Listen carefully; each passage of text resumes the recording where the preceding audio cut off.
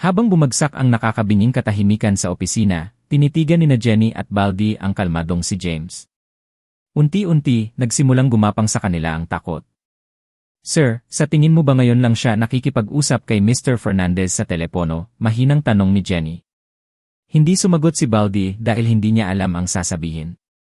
Katulad niya ni Gabriel ang boses sa telepono, ngunit ang batang ito ay mukhang napakabata at hindi man lang manamit na parang isang mayaman. Kaya, paano niya magagawang makilala si Gabriel at makausap pa si Gabriel sa ganoong tono? Bilang tugon sa pananahimik ni Baldy, walang choice si Jenny kundi ang aliwin ang sarili, walang paraan na may kakilala si Mr. Fernandez na ganoon. Kaya naman, dapat ay nag-iak siya. At saka, ang nasa kabilang linya ay hindi maaaring si Mr. Fernandez dahil walang sinuman sa Horrington ang maglalakas loob na magsalita sa kanya sa ganoong tono. Sang-ayon sa palagay ni Jenny, tumango si Baldy bilang tugon. Bata, itigil mo na ang pagpapanggap sa harap namin. Kung gaano kakaawa-awa, walang paraan na kilala ka ni Mr. Fernandez. How dare you use his name to fool us? Babayaran mo ito ng buhay mo, sigaw ni Baldy. Pagkatapos bigyan ng side A si Baldy, hindi siya pinansin ni James na may kasamang ngiti. Sir, tawagan mo si Mr. Fernandez at sabihing alagaan niya itong manggugulo. At saka, malalaman mo kung ngayon lang talaga siya nakikipag-usap kay Mr. Fernandez. Suhestyon ni Jenny bilang pagsang-ayon, inilabas ni Baldy ang kanyang telepono at tatawagan sana si Gabriel nang biglang nagring ito, si Gabriel ang unang tumawag. Sabay sagot ni Baldy sa tawag. Mr. Fernandez, Baldy, anong ginawa mo para masaktan si Mr. Alvarez? Maghintay ka lang. Pupunta ako ngayon. Makakalimutan mo na ang pagpapatakbo ng Moonlight Bar ng tuluyan. Kung may lakas ka ng loob na tumakas, maaari kang magpatuloy at subukan. Tignan natin kung matutunton kita. Sa sandaling sinagot niya ang tawag, natigilan si Baldy nang umalinggaw sa telepono ang dumadagundong na boses ni Gabriel. Ang katotohanan ay malinaw na ngayon hindi alintana kung gaano siya tumanggi na paniwalaan ito. Hindi lang si James ang nakausap ni Gabriel kanina, kundi magalang din ang tawag nito sa kanya bilang Mr. Alvarez. Bumagsak. Ibinagsak ni Baldy ang kanyang telepono sa sahig, nagkapira-piraso. Nakatitig kay James, napaluhod siya sabay hampas. Parehong nabigla, mabilis na sumunod si Jenny. Mr. Alvarez. Mr. Alvarez, I'm sorry. I'm sorry. Patawarin mo ako. Napayuko si Baldy sa paanan ni James. Gayunpaman, hindi mapakali si James. Sa halip, inililipat niya ang kanyang espiritual na enerhiya kay Hilda para magkaroon ito ng malay. Ang gamot na ginamit ni Baldy kay Hilda ay napakalakas kaya kailangan ni James na gumastos ng malaking halaga ng kanyang lakas bago niya unti-unting imulat ang kanyang mga mata. James, nagsisisi na tawag ni Hilda nang makita niya si James. Pagkatapos ng lahat, ang pagtatrabaho bilang hostess sa isang bar ay hindi isang bagay na ipagmalaki. Hilda, mabuti na ba ang pakiramdam mo? Umalis na tayo sa lugar na ito, mahinang mungkahi ni James habang tinutulungan si Hilda na tumayo mula sa sopa. Tumango si Hilda. Bigla, nang mapansin niyang nakaluhod sa lupa sina Baldy at Jenny, nagulat siya. Hindi niya maintindihan kung bakit nila ito ginagawa at iniisip kung dahil ba yon kay James. Binigyan siya nito ng nagtatakang tingin. Para sa kanya, isa lamang siyang ordinaryong tao, isang ex-convict at wala nang iba pa. Tara na. Gayunpaman, hindi nagpaliwanag si James habang inaakay niya si Hilda palabas. Bumalik sa bar, dumating si Gabriel kasama ang kanyang mga tauhan at pinalayas ang lahat ng patron nito. Para naman sa mga tauhan, lahat sila ay nagsisiksikan sa isang sulok at naglupasay sa lupa. Nang makita ni Hilda ang malaking grupo ng mga armadong lalaki, namutla ang mukha niya sa takot. Humigpit ang pagkakahawak niya sa braso ni James, bahagyang nanginig siya. Huwag kang matakot, tiniyak ni James sa kanya. Nang makita ni Gabriel si James ay gusto niya itong lapitan para kausapin. Gayunpaman, mabilis siyang pinigilan ni James sa pamamagitan ng pagbibigay sa kanya ng tingin. Ayaw niyang malaman ni Hilda na kilala niya si Gabriel. Kung tutuusin, hindi maganda ang reputasyon ni Gabriel sa mata ng masa. Kapag nalaman ng kanyang mga magulang na kasama niya si Gabriel ay tiyak na magagalit ang mga ito. Nang maunawaan ang ibig sabihin ni James, ikinaway ni Gabriel ang kanyang kamay para sa kanyang mga tauhan na magbukas ng landas.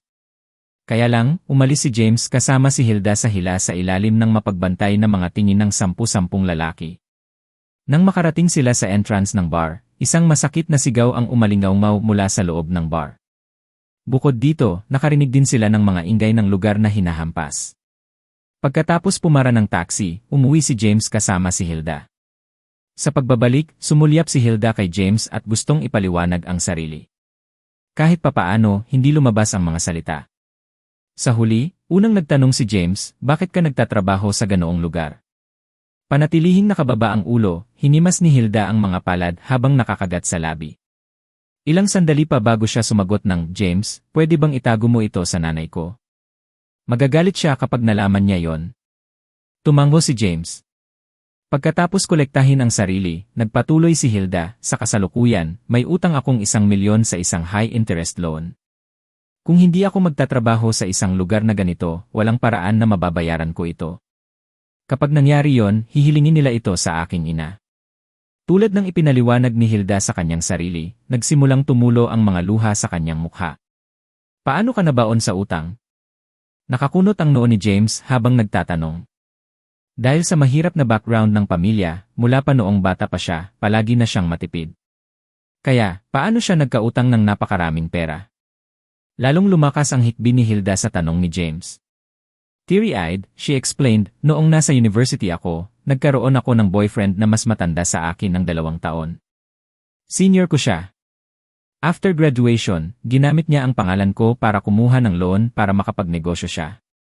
Pero pagkatapos niyang makuha ang pera, hindi ko na siya makontak. Nang matapos si Hilda, mabilis na napagtanto ni James na na-scam siya. Sa pagkakataong iyon, hindi napigilan ng taxi driver ang mapabuntong hininga. Ang mga babae ngayon ay masyadong walang muwang at nagtitiwala sa iba. Ang 1,000,000 ay malaking pera.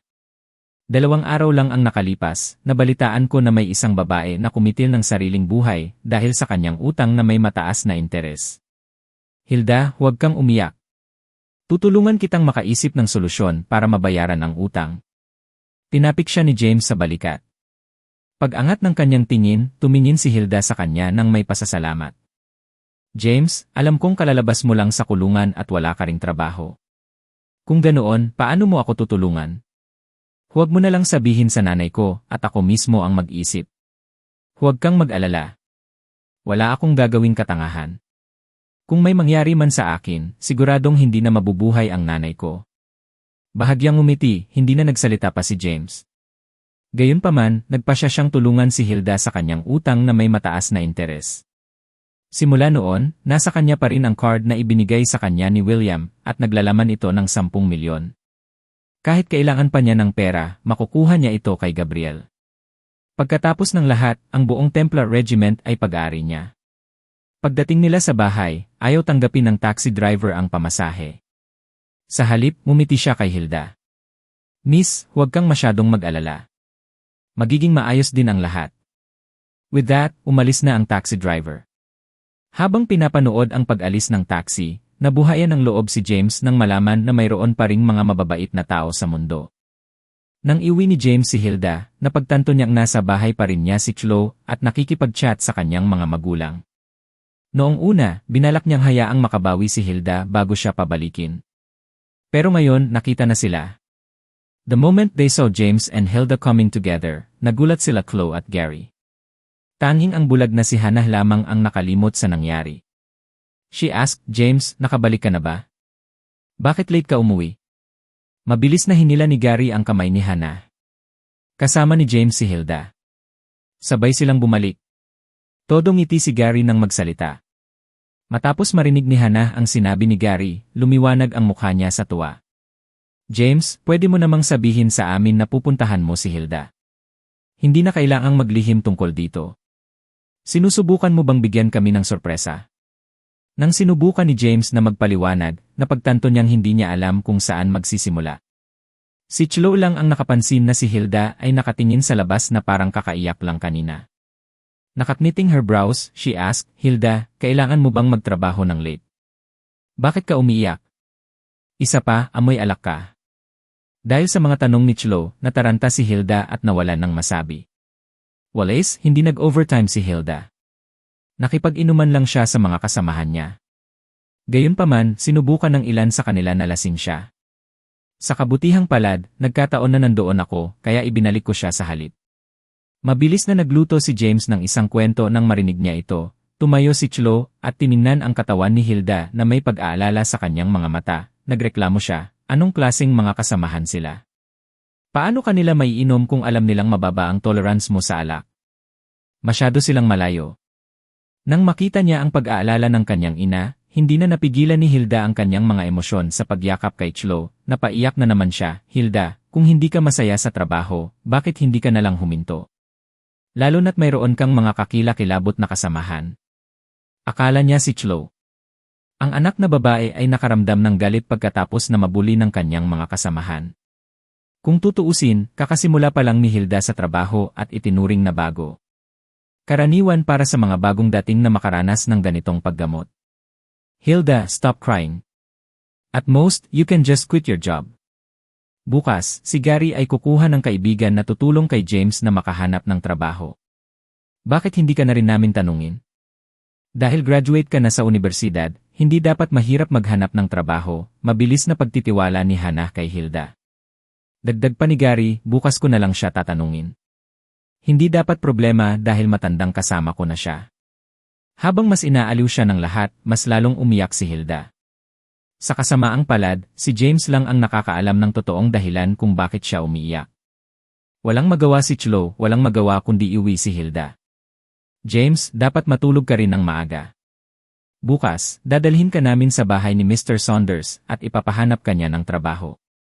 Tatanungin din namin siya kung matutulungan niya si Hilda na makakuha ng trabaho. She really has it tough. Bumuntong hininga si Hannah bago siya nagpatuloy, you should treat her better instead of bullying her.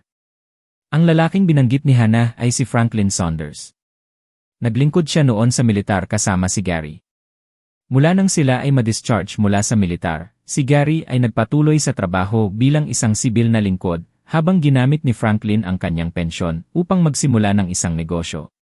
Simula noon, maganda na ang ginawa niya para sa kanyang sarili at namumuhay ng maayos. Mom, enough. Matulog ka na. Walang pakialam sa sasabihin ni James, naglakad kaagad si Hannah. Nasa dilema si James. Noon pa man ay tinuring niyang kapatid si Hilda at hindi kailanman nagkaroon ng romantikong damdamin para dito. Pero ngayon, wala siyang ideya kung paano ito isisira sa kanyang mga magulang. Umiling bilang pagbibitiw, bumalik si James sa kanyang silid. Sa ngayon, hindi siya makabalik sa Dragon Bay dahil ayaw niyang magalit ang kanyang mga magulang. Kinaumagahan, sumigaw si Hannah, James, bumangon ka kaagad at magbihis ng maayos kahit minsan lang sa halip na magmukhang palpak. Sinadya ni Mr. Saunders ang isang araw. Alam ko, sagot ni James habang nagmulat ng kanyang mga mata pagkatapos mag-almusal, nagmamadali silang tatlo na pumara ng taxi at nagtungo sa bahay ni Franklin. Nang iwi ni James si Hilda, napagtanto niyang nasa bahay pa rin niya si Chloe at nakikipag-chat sa kanyang mga magulang. Noong una, binalak niyang hayaang makabawi si Hilda bago siya pabalikin. Pero ngayon, nakita na sila.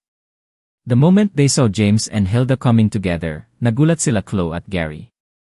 Tanging ang bulag na si Hannah lamang ang nakalimot sa nangyari. She asked, James, nakabalik ka na ba? Bakit late ka umuwi? Mabilis na hinila ni Gary ang kamay ni Hannah. Kasama ni James si Hilda. Sabay silang bumalik. Todo ngiti si Gary nang magsalita. Matapos marinig ni Hannah ang sinabi ni Gary, lumiwanag ang mukha niya sa tuwa. James, pwede mo namang sabihin sa amin na pupuntahan mo si Hilda. Hindi na kailangang maglihim tungkol dito. Sinusubukan mo bang bigyan kami ng sorpresa? Nang sinubukan ni James na magpaliwanag, napagtanto niyang hindi niya alam kung saan magsisimula. Si Chloe lang ang nakapansin na si Hilda ay nakatingin sa labas na parang kakaiyak lang kanina. Nakakniting her brows, she asked, Hilda, kailangan mo bang magtrabaho ng late? Bakit ka umiiyak? Isa pa, amoy alak ka. Dahil sa mga tanong ni Chloe, nataranta si Hilda at nawalan ng masabi.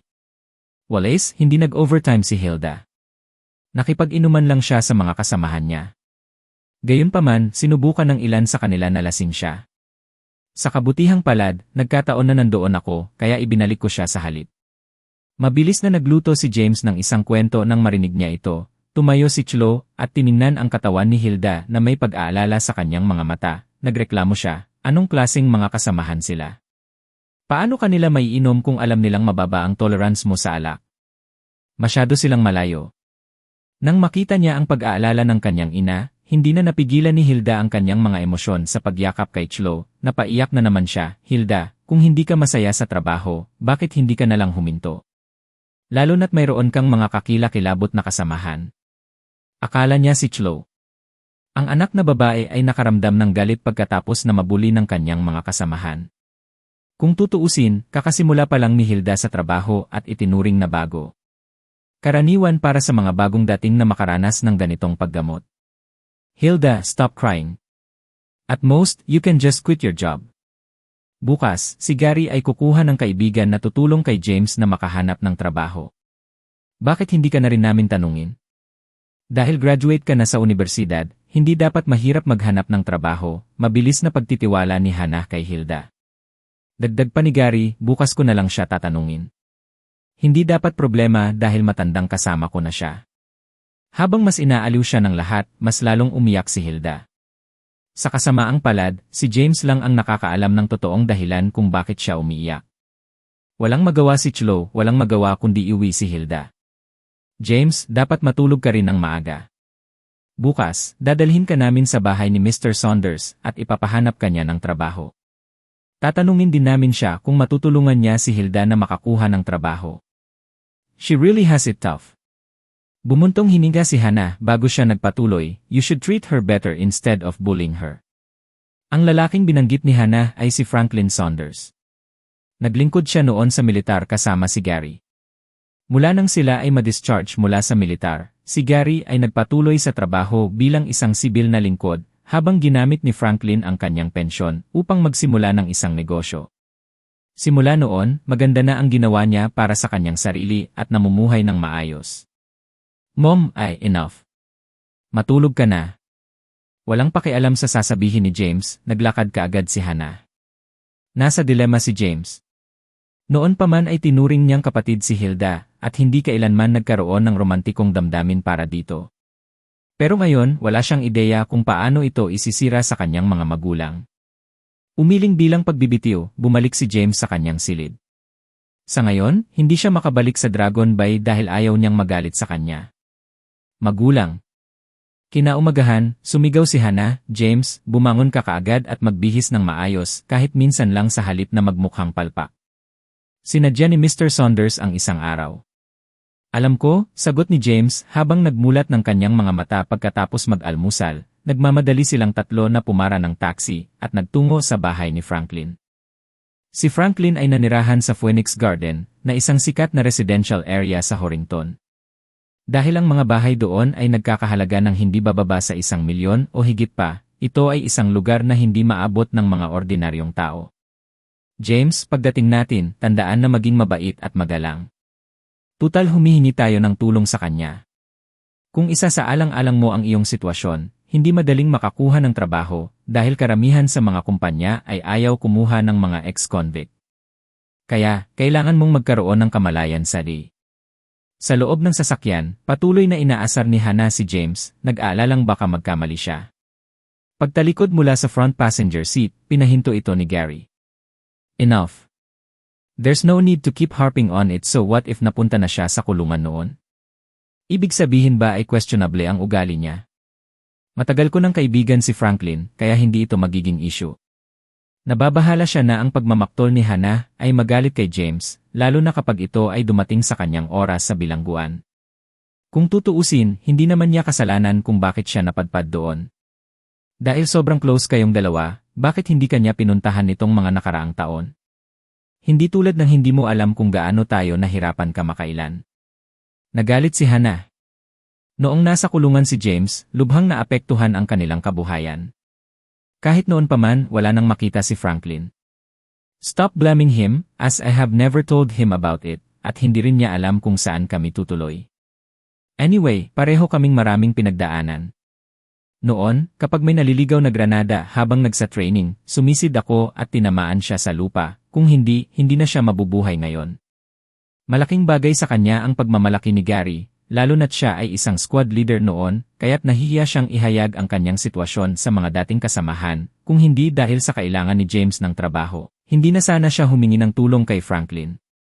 Nay, alam mo kung anong klaseng tao si Dad.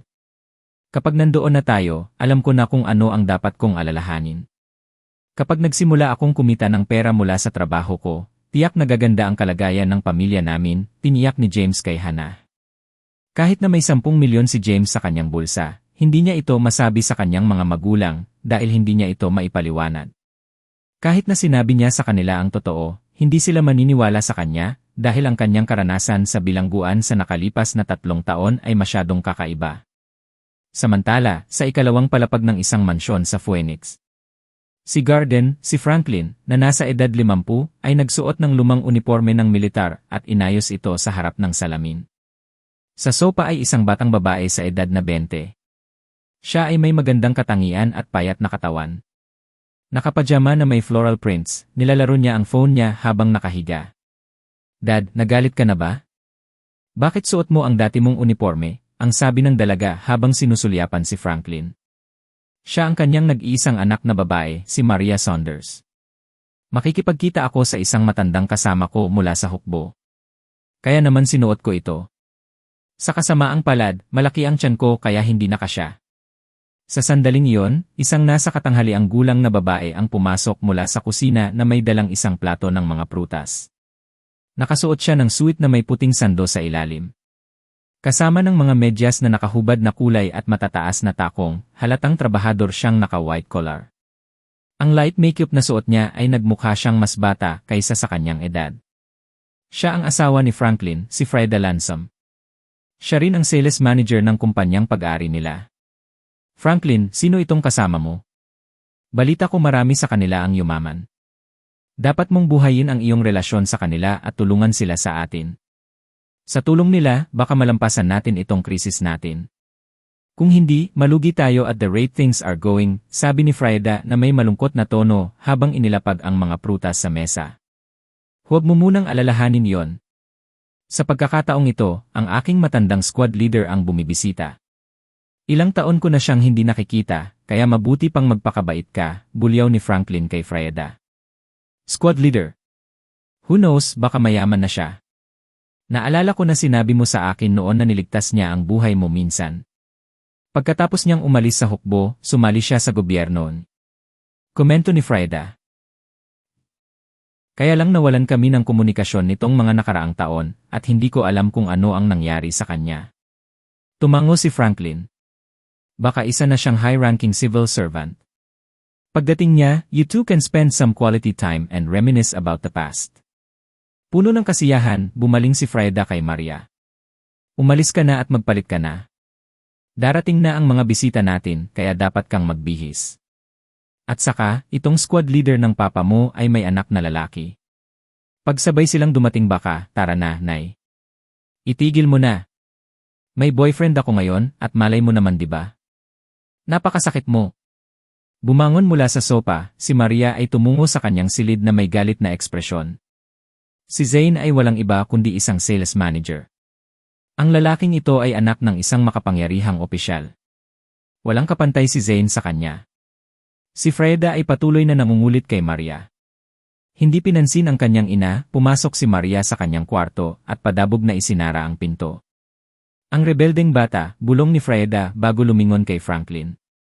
Franklin, maghahanda ako ng mga pampalamig. Pansamantala, tandaan na magpareserba ng tanghalian sa isang hotel para sabay tayong kumain. Naman.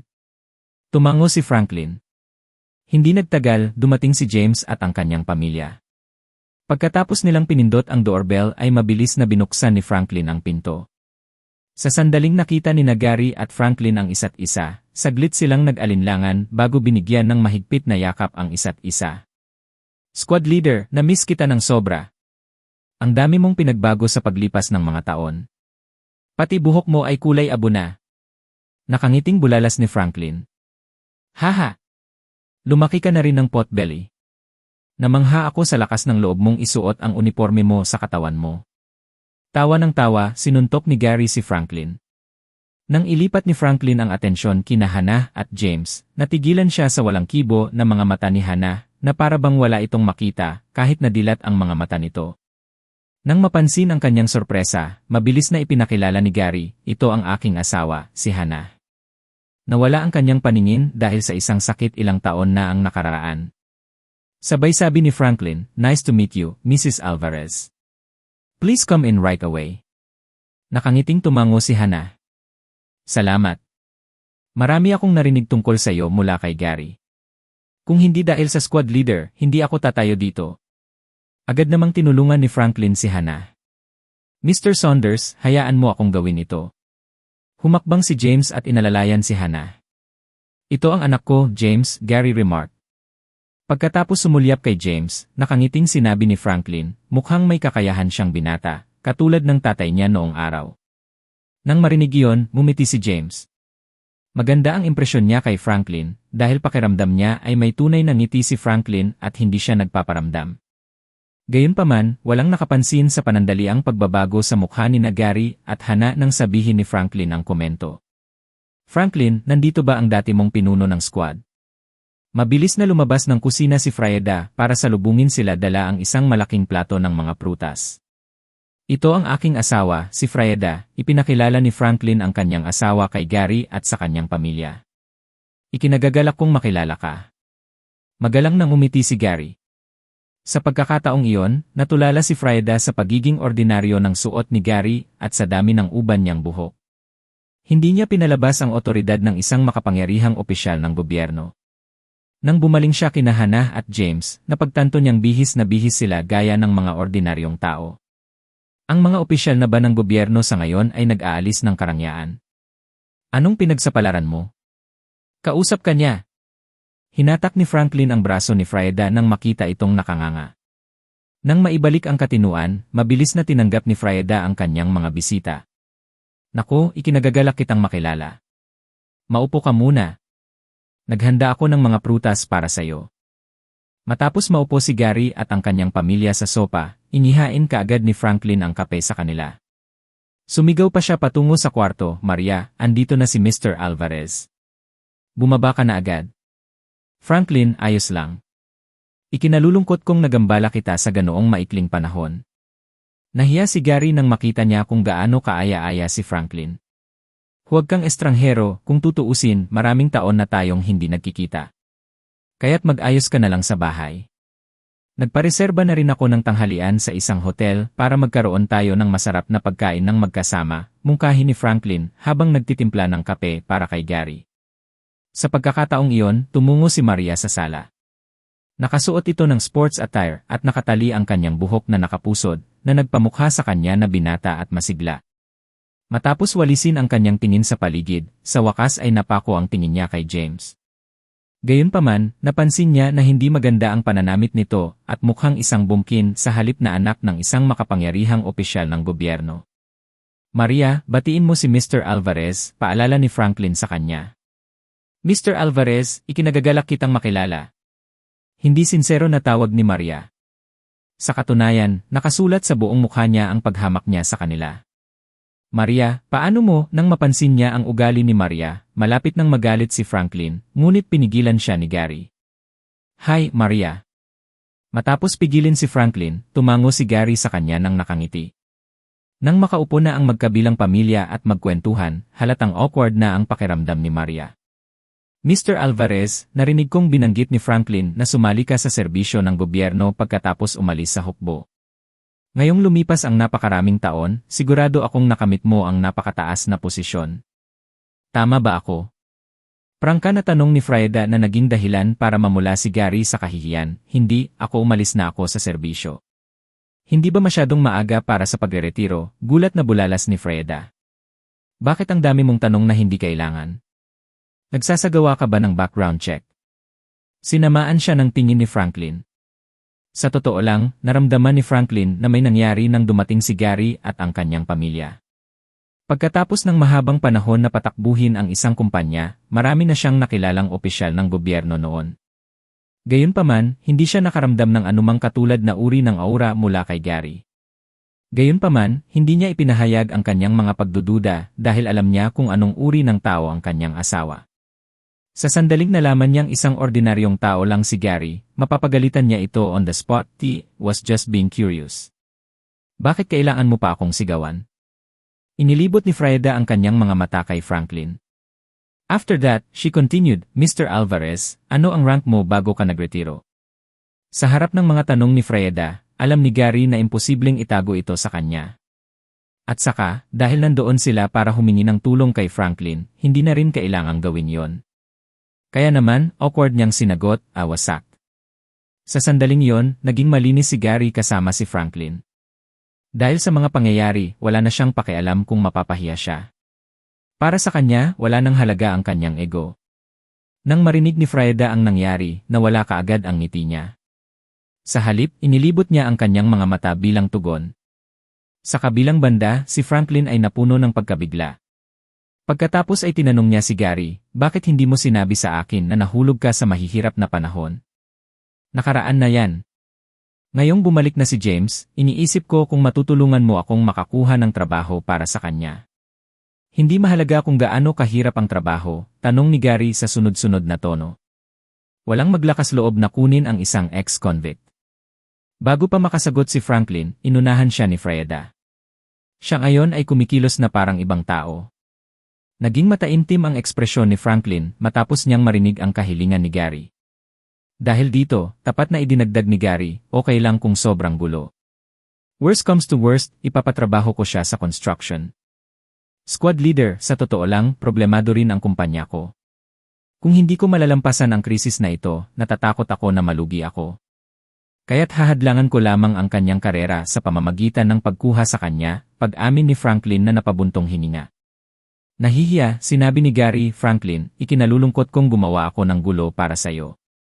Anyway, huwag kang mag-alala kay James.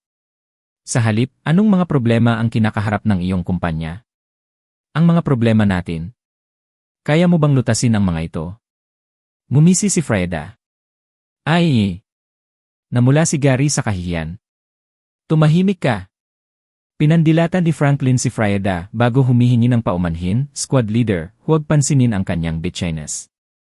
Ang kumpanya ko ay may mga pakikitungo sa glamorous designs. Sa kasamaang palad, huminto sila sa pag-supply ng mga kalakal sa amin na naging dahilan upang ma-stock ang cash flow namin. Dahil dito, hindi ko alam kung hanggang kailan ako magtitiis. Kung tungkol sa paghahanap kay James ng trabaho, kukunin ko si Maria upang suriin ito at ang kanyang kumpanya ay may magandang benepisyo. Si James ay maaaring dahan-dahang umakyat mula sa ibaba.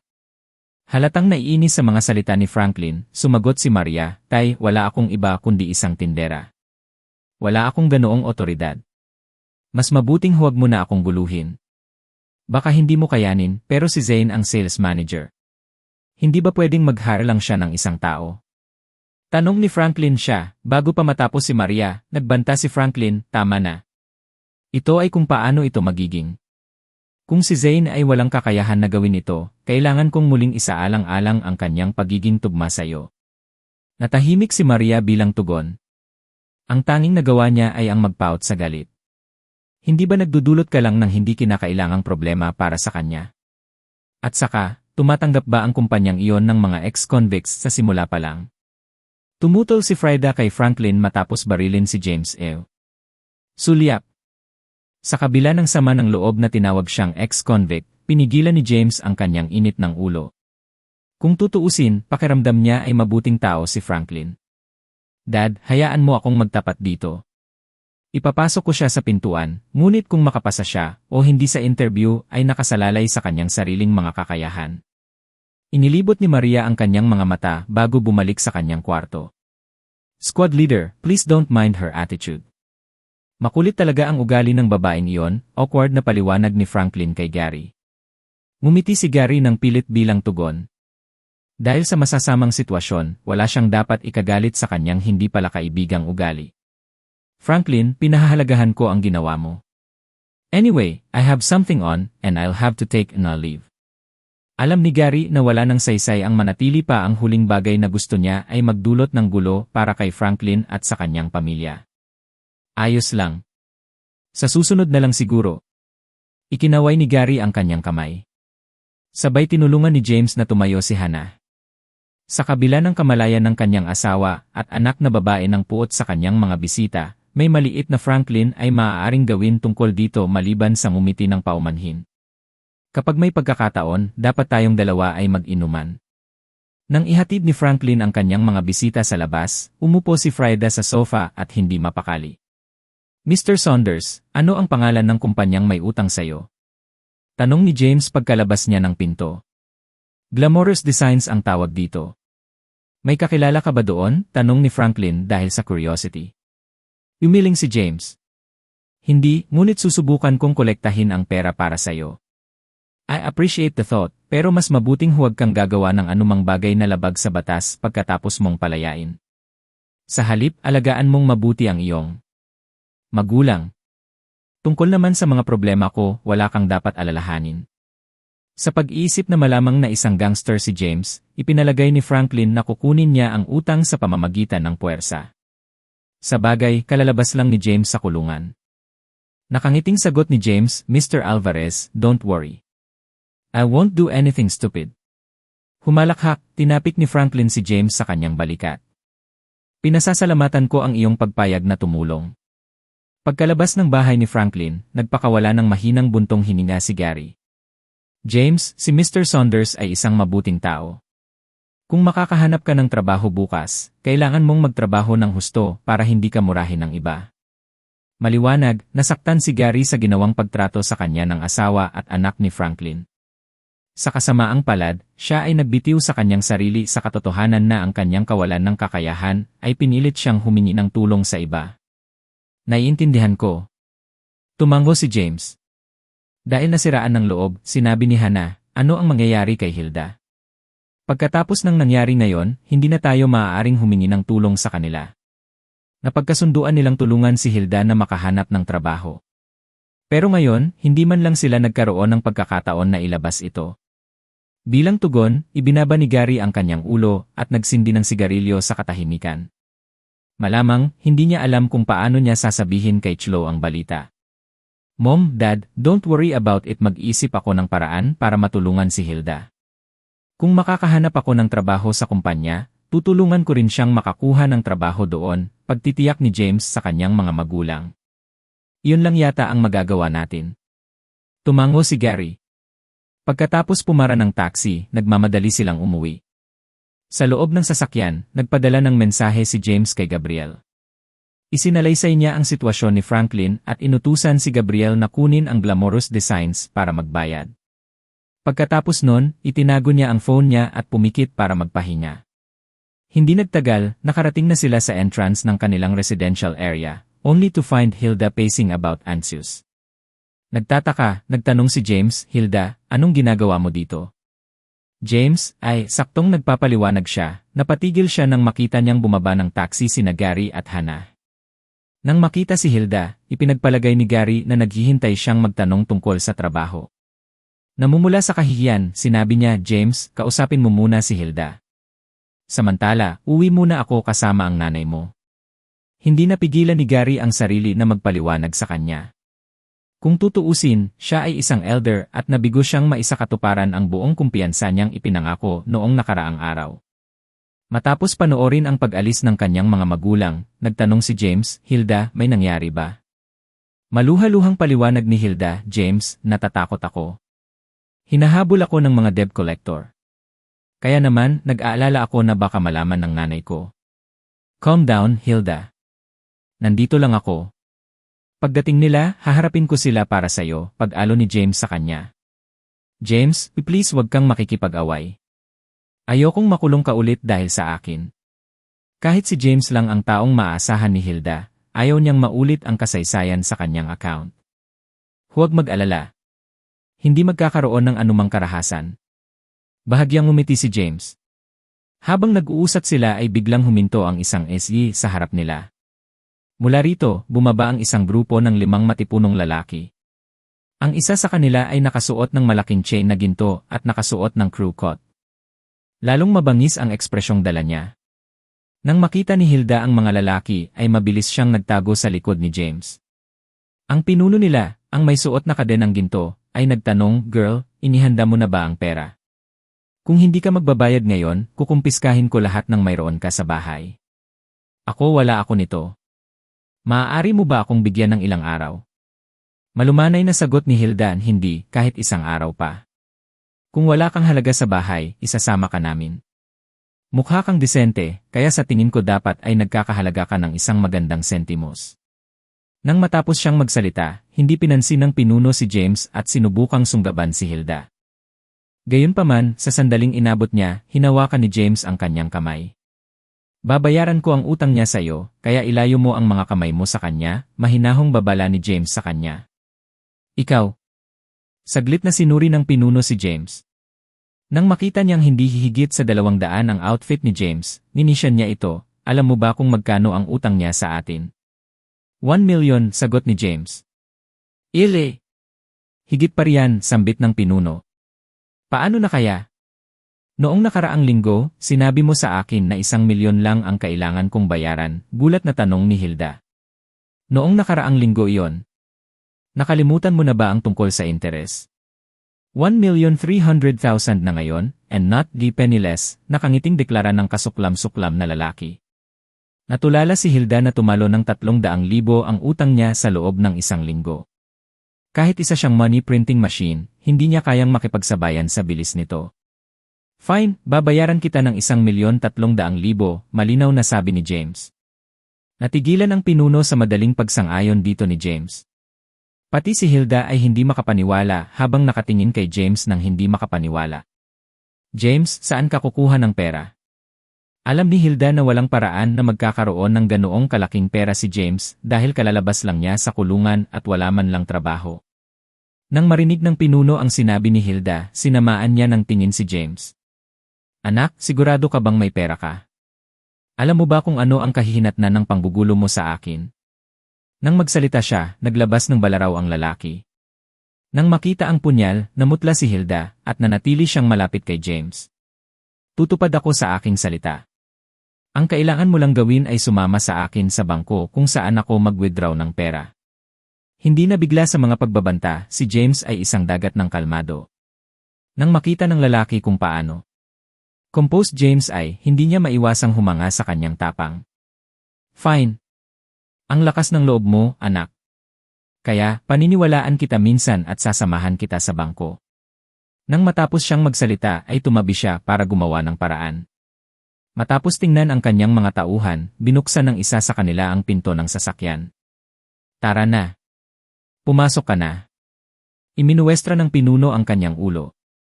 Paglingon niya, mahinang itinuro ni James, "Hilda, dapat umuwi ka na. Huwag mong sabihin sa nanay mo o sa mga magulang ko ang tungkol dito. Babalik ako saglit." James, nakahawak sa braso ni James, binigyan siya ni Hilda ng nag-aalalang tingin. "Huwag kang mag-alala. I'll be fine." Pagkatapos ng mahinang ngiti sa kanya, tumalikod ito at pumasok sa kotse. Habang pinagmamasdan ang pag-alis ng sasakyan, naramdaman ni Hilda ang pagtulo ng kanyang mga luha sa kanyang mga pisngi. She was worried sick about James matapos siyang kunin ng mga lalaki. Hindi nagtagal, dumating ang sasakyan sa harap ng isang bangko. "Tandaan, huwag subukan ang anumang nakakatawa. Hihintayin ka namin sa labas," babala ng pinuno. Binaliwala ang kanyang mga salita, naglakad si James sa bangko. Dahil sa siksikan sa loob, walang choice si James kundi ang pumila. "Sir, maaari mong gamitin ang IEL para mag-withdraw ng pera." "Hindi mo na kailangang pumila," magalang nasabi ng isang kawani ng bangko kay James. "Nag-withdraw ako ng malaking halaga na hindi pinahihintulutan ng IEL," sagot ni James na may matamis na ngiti. "Sir, pwede ko bang malaman kung magkano ang balak mong bawiin?" tanong ng staff. "Higit sa 1 milyon. Saktong pagsasalita niya, lumingon yung mga nakapila sa harap niya. Pagkatapos ng lahat, ang 1 milyon ay isang napakalaking halaga. "James?" Sa sandaling iyon, tinawag siya ng isang nakaistilong bihis na babae na may makapal na makeup mula sa pila.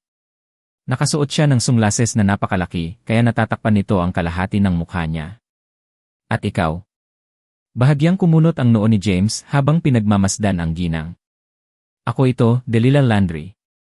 Hinubad ng ginang ang kanyang salaming pang-araw. Biglang naalala ni James. "Oh, ikaw pala. Halos hindi na kita makilala." Si Delilah ay kaklase ni James noong high school. Sa katunayan, pareho pa silang nagsalo ng mesa. Noon, hindi maganda ang pakiramdam niya sa pananamit at malayo sa hitsura niya ngayon. Matapos tingnan si James mula ulo hanggang paa, ngumisi si Delilah, nabalitaan kong nakulong ka. Kailan ka nakalabas? Sinadya ni Delilah ang kanyang sentensya sa pagkakulong. Obviously, she was looking to denigrate him in public. Nang magkatabi silang dalawa sa paaralan, sinulatan pa niya ito ng love letter. Sa bagay, si James ay galing sa disenteng background dahil ang kanyang ama ay nagtatrabaho sa gobyerno. Sa parehong dahilan, sikat si James sa mga babae. Gayunpaman, hindi siya pinansin ni James dahil hindi siya kaakit-akit noon. Ilang araw na ang nakalipas mula nang ako ay ilabas, tapat na sagot ni James. Nag-withdraw ka ng 1 milyon sa kabila ng kalalabas lang sa bilangguan. Dapat ay mayaman ka, sabi ni Delilah na may kasamang snigger. Walang elaborasyon, umiti lang si James. Pagkatapos ay iniba niya ang paksa at nagtanong. Kailan ka dumating sa Horrington? Nabalitaan ko na nag-drop out ka pagkatapos ng high school. Tama. Ginawa ko. Gayunpaman, mas matagumpay na ako ngayon kaysa sa isang nagtapos sa unibersidad na tulad mo. Habang nagsasalita siya, itinuro niya ang isang mataba na nasa katanghaliang gulang na lalaki na nakaupo sa isang upuan at tuwang-tuwa, boyfriend ko iyon. Siya ay nagmamay-ari ng isang kumpanya at may 10 milyong mga asset. Ngayon, kumukuha siya ng card para sa akin at ako na ang bahala sa pera niya mula ngayon. Nakaplaster sa mukha ni Delilah ang medyo may edad na lalaki sa kanyang ama, wala siyang nakitang mali sa lahat ng iyon. Ang mahalaga sa kanya ay mayaman ang lalaki. Sinulyapan ang mataba at nasa katanghaliang gulang na lalaki, isang mahinang ngiti ang pinakawala ni James. Kung ganoon, binabati kita sa paghahanap ng isang mayaman na kasintahan. Kahit na nakangiti si James ng inosente, si Delilah ay tinamaan ng panlilibak. Sa katunayan, pakiramdam niya ay parang kinukutya siya ni James. Sir, kung gusto mong mag-withdraw ng mahigit 500,000, kailangan mo munang magpa-appointment. Meron ka ba? Matapos malaman na si James ay isang ex-convict, nagsalita ang staff ng bangko sa isang malupit na tono. Urgent kasi, kaya hindi ako nagpa-appointment. Maaari mo ba akong tulungan sa oras na ito? Tanong ni James, James, bakit kailangan mo ng 1 milyon? Kung titignan mo ang itsura mo, parang wala kang gaanong pera. Sinusubukan mo bang magpakatanga dito? Tinatawanan ni Delilah si James, inilabas ni James ang kanyang card at iniabot ito sa mga tauhan. I have 10 million inside and just want to withdraw 1,300,000. Pwede ka bang gumawa ng exception? 10 milyon? Sino ang niloloko mo? Wala ka kundi isang ex-convict. Paano mo nagagawang magkaroon ng napakaraming pera? Ipinagpatuloy ni Delilah ang pangungutya niya kay James. Kasabay nito, ang mga kawani ng bangko ay nagsimulang maging naiinit. Kahit 20 million ka, kailangan mong sundin ang procedure ng bangko. You can't, bago matapos ang pangungusap ng staff, ay nasulyapan niya ang card ni James at nanlaki ang mga mata sa hindi makapaniwala. Ang card ay ibinigay kay James ni William, ang pinakamayamang tao sa Horrington. Ang mga card ni William ay may nakaprint na espesyal na marka. Kaya naman, agad itong nakilala ng mga tauhan. Dahil may hawak na card si James na kabilang sa pamilya Montenegro, nalaman agad ng staff na hindi siya ordinaryong tao.